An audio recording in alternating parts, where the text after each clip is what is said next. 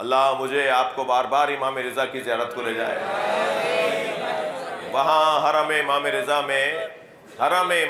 میں ایک مسجد ہے، مسجد گوہر شاد.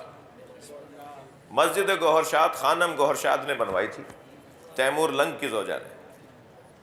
بادشاہ تیمور لنگ، اس کی زوجہ خانم گوہر شاد نے یہ مسجد گوہر شاد بنوائی تھی. گوہر شاد کی قبر افغانستان میں ہے، ظاہراً ہرات میں اس کی قبر ہے. تو جب مسجد بنانا انہوں نے شروع کی تو کہا اس میں مزدوری وہ کرے گا جس کی نماز قضا نہ ہوئی ہو. بھائی مسجد بن رہی ہے جی، امام بارگاہ وہ بناتا ہے جو آج تک حلقے میں لگ کے ماتم نہیں کیا جس نے، تو برکت کیسے ہوگی امام بارگاہ میں؟ نہیں، ان چیزوں کے اثرات ہیں. مسجد اگر وہ بنائیں جو نماز جماعتی نہیں پڑھتے تو مسجد میں رونق کیسے ہوگی؟ جن عمارتوں کی بنیاد تقوی پر ہوتی ہے وہی عمارتیں رونق پاتی ہیں.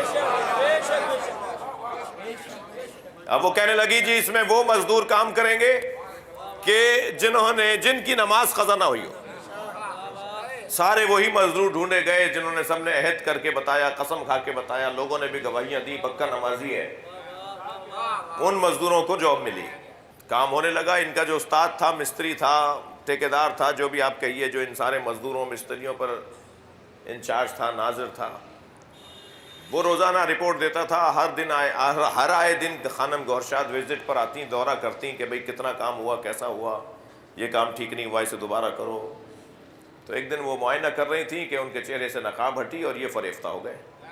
دوسرے دن سے کام پر نہیں آئے. بھئی کیا ماجرا ہے؟ کہا وہی کہتے ہیں جی میرا تو دل ہی خراب ہو گیا جی، اور میں تو شادی کروں گا. انہوں نے کہا جی یہ تو بادشاہ کی بیوی ہیں، مارے جاؤ گے. کہا جی میں کیا کروں، کام ہی چھوڑ دیتا ہوں. خانم گوہر شاد کی ان کی ضرورت تھی کہ یہ ایسا ہی بندہ کام کرے. انہوں نے کہا جی اگر ان کا یہ مطالبہ ہے تو اب میری ایک شرط ہے، اس شرط کو یہ پورا کریں اور پھر بعد میں جب یہ شرط پوری کر دیں گے تو میں اپنے شوہر سے طلاق لے کے ان سے شادی کروں گی.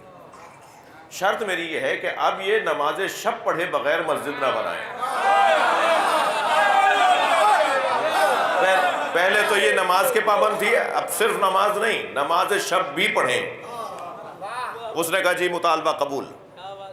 اور وہ مستری صاحب نے نماز شب پڑھ کے مسجد بنائی. اور مسجد جب مکمل ہو گئی، اوپننگ ہو گئی، نماز شروع ہو گئی. حرم کے اندر مسجد ہے، آپ گئے ہیں بارہا، جو نہیں گئے اللہ انہیں لے جائے. تو انہوں نے کہا جی انہوں نے اپنی شرط پوری کی ہے، میں بھی اپنے شرط پہ قائم ہوں، وعدے پر قائم ہوں. میں طلاق لے کر عدت گزار کے ان سے شادی کروں گی. ان کو کہو کہ بات تو کریں. تو اس مستری نے جواب دیا کہ اب مجھے آپ سے کوئی تعلق نہیں ہے، میں عشق حقیقی سے آشنا ہو گیا.